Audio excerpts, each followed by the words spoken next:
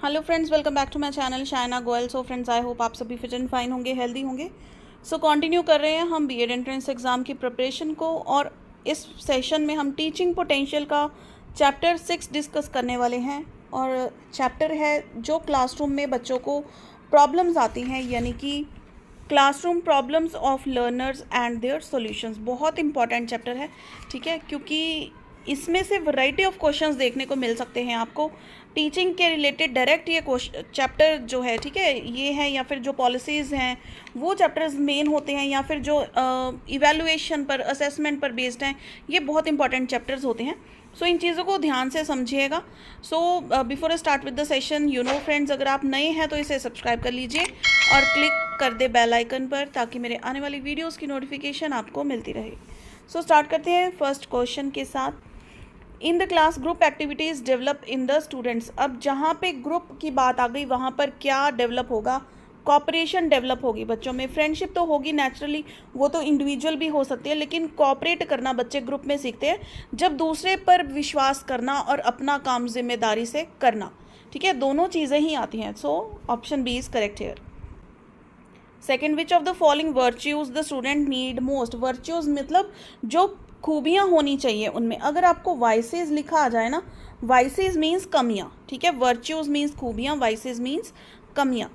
तो वर्च्यूज़ क्या होनी चाहिए स्टूडेंट्स में, जो सबसे ज़्यादा चाहिए, ठीक है? To stand first in the class, naturally not. अब क्लास में फर्स्ट तो एक बच्चा ही आएगा ना, बाकी तो second, third and so on आएंगे। To be elected the president, ये भी नहीं। टू ओबे द टीचर्स, ये भी नहीं। To help other students. अब देखो, बच्चों को एक दूसरे की हेल्प करनी चाहिए, इसको हम क्या बोलते हैं? पीयर लर्निंग, ठीक है, पीयर लर्निंग या फिर पीयर ट्यूटरिंग बोलते हैं, कि हम एक दूसरे से बहुत ज़्यादा सीखते हैं। Next, third question, in your opinion problems of which level of education are more important. कौन से लेवल की एजुकेशन की प्रॉब्लम सबसे ज़्यादा इंपॉर्टेंट होती है? वो होती है इनिशियल, जिसको हम कहते हैं बच्चों का बेस। अगर देखो बच्चों का बेस ही सही नहीं बना, अगर बिल्डिंग की नींव ही हम सही नहीं रखेंगे, तो ऊपर कितने मर्जी माले खड़े कर लो, उसने गिरना ही गिरना है, ठीक है। तो नींव रखनी जो है वो सॉलिड होनी चाहिए, ताकि उस पर बेस को हम अच्छे से टिका सकें, ठीक है। सॉरी, ऊपर जो हम बिल्डअप करना चाहते हैं, उसको और फर्निश करना चाहते हैं, वो अच्छे से कर पाएँ। So primary stage of education, primary level of education is much important. वहाँ पे बच्चों की सभी प्रॉब्लम्स दूर करी जानी चाहिए, उनका एक अच्छा बेस बनाया जाना चाहिए। Fourth, what sort of students will you teach in your class. जो ज़्यादा क्लेवर हैं, बिलो एवरेज हैं, या फिर एवरेज हैं। अब टीचर्स अगर हैं, टीचर्स के माध्यम से अगर आप सोचें, तो आपकी क्लास में डाइवर्सिटी ऑफ स्टूडेंट्स होगी, तो आप सभी स्टूडेंट्स को ही पढ़ाना चाहेंगे अपनी क्लास में, क्योंकि वो एक चैलेंज होता है कि सभी बच्चों को पढ़ाना और सभी को टॉपिक समझ में भी आना। So all of the above types. अगर आपका नहीं भी मनना, तो भी आप ज़्यादा इमोशनल होके जो क्लेवर है उस पर टिक मत करके आना। ये सोचो कि क्या चीज़ सही है। अगर ये सोच के आंसर टिक करोगे ना, तो आपके आंसर्स डेफिनेटली करेक्ट होंगे। नाउ नेक्स्ट देखो, question 5, if there is something which a teacher does not know he should. अगर कोई ऐसी चीज़ है जो टीचर्स को नहीं आती, फिर उनको क्या करना चाहिए? Accept with open mind. ऐसे नहीं है कि उस चीज़ को टाली जाओ, ये बोलो कि I will get you back on this. अभी इसके रिलेटेड जो कंप्लीट इन्फॉर्मेशन है वो नहीं है, तो आपको हम मिसगाइड नहीं करना चाहते, ठीक है। तो डायरेक्टली उनको बताओ, ताकि एक झूठ के पीछे कोई और झूठ ना आए। When you go to the class for teaching for the first time, which of the following will you do first? जब आप फर्स्ट लेक्चर लेने जाते हो, अपना फर्स्ट पीरियड, तो क्या करोगे? सबसे पहले अपनी इंट्रोडक्शन दोगे बच्चों को, और फिर उनसे उनकी इंट्रोडक्शन मांगोगे, थोड़ा सा, है ना, फेमिलियर होगे बच्चों के साथ। Then seventh, as a teacher why will you like to ask questions. Questions क्यों पूछना चाहेंगे? ताकि बच्चे क्लास में अटेंटिव रहे, बच्चों को होगा कि मेरे से भी पूछ सकते हैं क्वेश्चन, है ना। जैसे रीडिंग के लिए टीचर्स बोलते हैं कि फिंगर रख के रीड करो, मैं किसी से भी पूछ सकती हूँ कहाँ से रीड कर रहे हो। वो चीज़ क्यों होती है? ताकि बच्चे अटेंटिव रहें क्लास में, है ना। Next is 8th question, which of the following method is most effective for character formation of students? बच्चों के कैरेक्टर फॉर्मेशन के लिए bye presenting a living example of a teacher. क्योंकि बच्चे जो चीज़ देखते हैं, अगर देखो टीचर ही ज़्यादा फैशनेबल बनकर सामने आएंगे तो बच्चे वो चीज़ सीखेंगे, उनका स्टडी पे ध्यान कम, टीचर्स के फैशन पे ज़्यादा होगा। ठीक है, कौन सी वॉच पहनी है, कौन से फुटवेयर हैं, कौन सा हैंड बैग है। अगर हम सभी चीज़ों को सिंप्लिसिटी के साथ डील करेंगे ना तो बच्चों को नॉर्मल लगेगा और मेन फोकस किस पे होगा? टीचिंग पे। ठीक है, तो बच्चे वही एग्जाम्पल खुद को बनाना चाहेंगे कि हम जो है मेन हमारे अंदर जो इंटीरियर हमारी नॉलेज है वो सॉलिड होनी चाहिए, ऊपरी चीज़ें बाहर का दिखावा है वो इतना मैटर नहीं करती हैं। If a student fails to answer your question, आप क्या करेंगे? क्या कोई स्ट्रिक्ट एक्शन लेंगे या फिर you will try to know the reason of inability of the students? बच्चों की तकलीफ दूर करने की कोशिश करेंगे, उसको वो चीज़ क्यों नहीं आती ये जानने की कोशिश करेंगे ताकि उसके नॉलेज को आप अपग्रेड कर पाएँ। Next, what will you do against the students who are frequently absent in the class? अब बच्चे जो लगातार एब्सेंट हैं, ठीक है, ask reason of absence from the students या फिर फ्रॉम द पेरेंट्स से पूछेंगे, दूसरे बच्चों से पूछेंगे या टीचर से? डायरेक्ट बच्चों से ही पूछोगे ना, डायरेक्ट उनके साथ फ्रीली इंटरेक्ट करो ताकि वो भी बता पाएँ अपनी problem. So option A is correct hair. Now the question number 11, What are the suggestions for developing knowledge of mother tongue in students?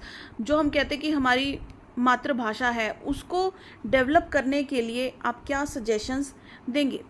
Use other languages along with mother tongue.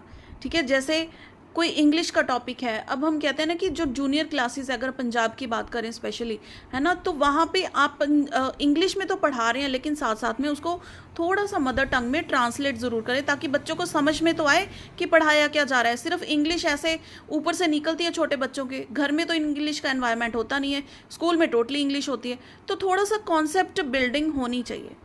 How students may be made discipline? बच्चों को discipline कैसे किया जा सकता है? Bye lecturing on discipline, सिर्फ उस पर बताना, by participation of students in school activities, by giving examples या फिर बाय गिविंग प्राइज। अब देखो ये सारी चीज़ें क्या हैं? वर्बल हैं, लेकिन एक्चुअली जो एक्सपीरियंस करने वाली बात क्या है वो है ऑप्शन बी में, by participation of students in school activities. बच्चे डिसिप्लिन रहेंगे, अपनी रिस्पॉन्सिबिलिटीज समझेंगे। ठीक है, उनके पास खाली समय होगा ही नहीं कि वो इनडिसिप्लिन क्रिएट करें। Next is 13, if after every period there is some recess what advantage would it give? हर पीरियड के बाद अगर 5-10 मिनट की ब्रेक मिल जाए बच्चों को तो क्या होगा?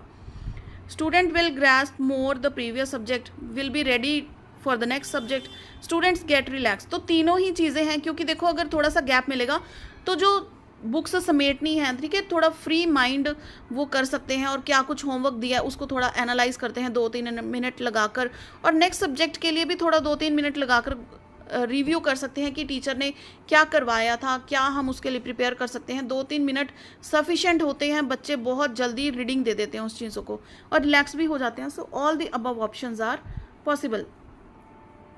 Next, in your school one student is a late comer, what will be your attitude towards him?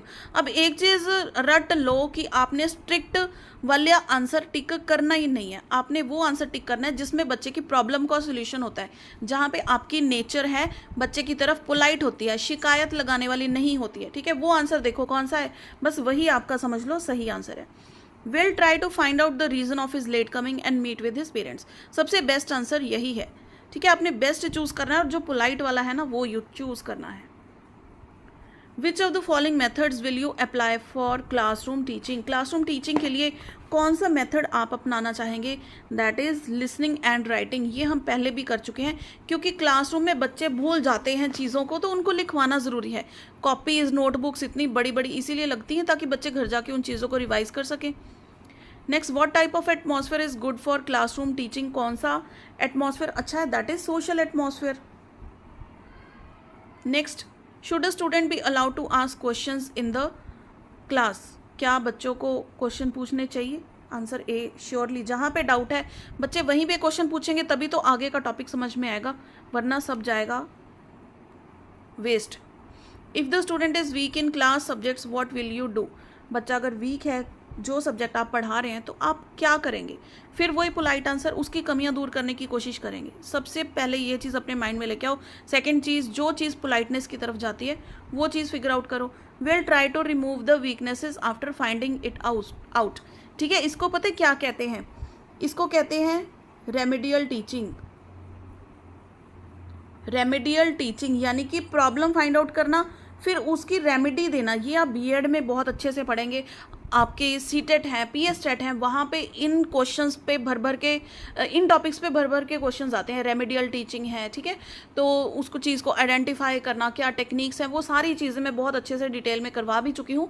जो मेरे प्रीवियस स्टूडेंट्स हैं, you are the upcoming students, B Ed में एडमिशन ले रहे हो तो यहीं पर आना है आपने मेरे पास, क्योंकि यहाँ पे आपको सारी की सारी जो बीएड कोर्स है मैं करवाती हूँ। ईच एंड एवरी सब्जेक्ट की जो क्लासेस हैं विद नोट्स आपको प्रोवाइड किए जाते हैं। एंड देन फाइनली जो आपके टेट के पेपर होते हैं वहाँ भी प्रिपरेशन करवाई जाती है। How the habit of the theft may be eliminated from the student.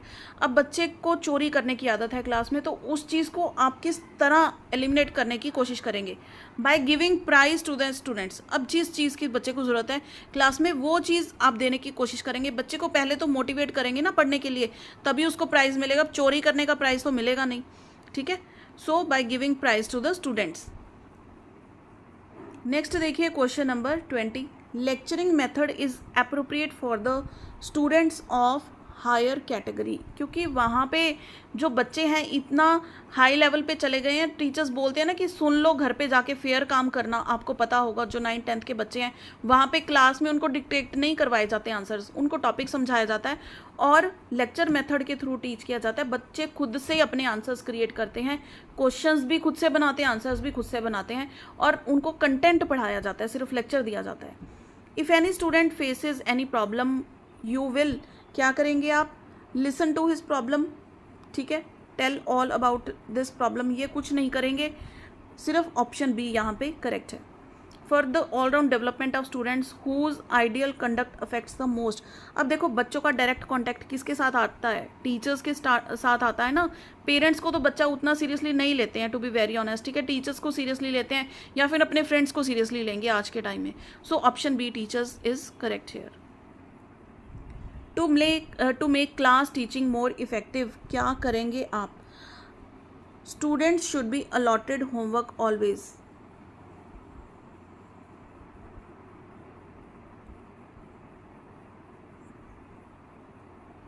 सो यहाँ पे आप क्या करेंगे? After teaching student should be encouraged to solve questions in the remaining time of period. ये बिल्कुल करेक्ट ऑप्शन है। देखो होमवर्क तो देना ही देना है, लेकिन यहाँ पे बात हो रही है क्लास टीचिंग की कि वो इफेक्टिव कैसे होगी। बच्चों को रिमेनिंग टाइम में जो है, रिमेनिंग पीरियड में आप उनको एनकरेज करें कि वो तभी क्वेश्चन सॉल्व करें, ठीक है।